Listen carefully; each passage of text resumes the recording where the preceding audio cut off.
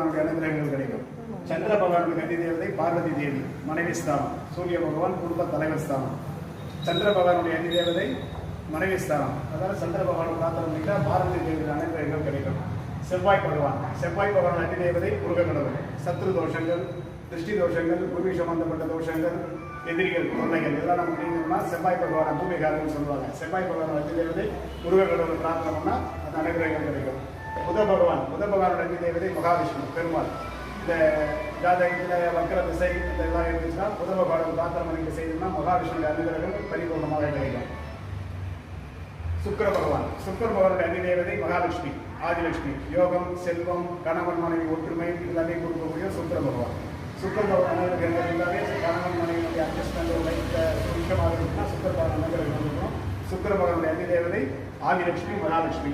சனீச்சர பகவான் ஆயுள் கிரகம். அதாவது மனசால 120 வருஷங்கள். 120 வருஷம்னா ஒரு ஜாதக பிரகாரம் ஒரு ரவுண்ட் வரும்னா 30 வருஷம் ஒரு சனி பகவான். 4 ரவுண்ட் வருவாங்க. நாமும் பாருங்க 120 வருஷம் ஆயுள். அந்த இடையில நோய் சம்பந்தப்பட்டு ஏதாவது நம்ம விபத்துகள் இதெல்லாம் நேரிடுதுன்னா அந்த சனி பகவானை பிரார்த்தனை பண்ணிக்கிட்டோம்னா சனி தோஷங்கள் நிவர்த்தியாகும். அதிகாரி சங்கீத அமிர்த கிரேசருடைய ஆயுள் திருப்தி அடையும். இப்போ வீட்டில் உடம்பு சரியாமல் இருக்கு கொஞ்சம் யோகம்லாம் பண்ணுவாங்க. அப்போ சனி பகவான் தான் பிரதானமாக எடுத்துக்குவாங்க. சிவபெருமானையும் சனி பகவானையும்.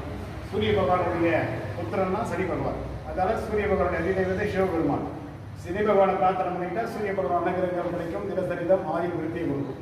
ராகு பகவானுடைய அதிதேவதை துர்கா பரமேஸ்வரி. ராகு துர்கை அனுகிரகம் தான் தீர்க்க சுமங்கலியா இருக்கலாம். மாங்கல்ய பலம் கிடைக்கும். நரம்பு சம்பந்த பிரதோஷங்கள் நிவர்த்தி கொடுக்கக்கூடிய ராகு பகவான். கேது பகவானுடைய அதிதேவதை மகா கணபதி.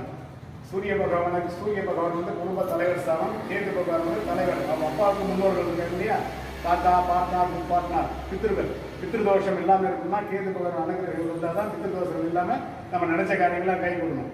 குழந்தை பாக்கியம், திருமண தலைகள் எல்லாமே இருக்குன்னா கேது பகவானுடைய அம்சம் கட்டத்திலே சொல்லுவாங்க. பித்ருதோஷங்கள் இருக்கு, திலாஹோமம் பண்ணணும், ராமேஸ்வரம் பண்ணணும்னு சொல்லுவாங்க. அப்போ அந்த கேது பகவானை பிரார்த்தனை பண்ணிக்கிட்டு பிள்ளையார பிரார்த்தனை பண்ணிக்கிட்டாவே அந்த கிரக தோஷங்கள் கேது பகவானுடைய பித்ருதோஷங்கள் நிவர்த்தி ஆகும்.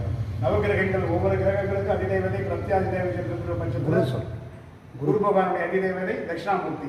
பிரத்யாதி தேவதை பிரம்மா. குரு பகவான் அனுகிரகங்கள், குழந்தை பாக்கியங்கள், வியாபார தொழில் ஸ்தானங்கள் அபிவிருத்தி, திருமண தடைகள் நீக்குவதற்கு குரு பகவான்.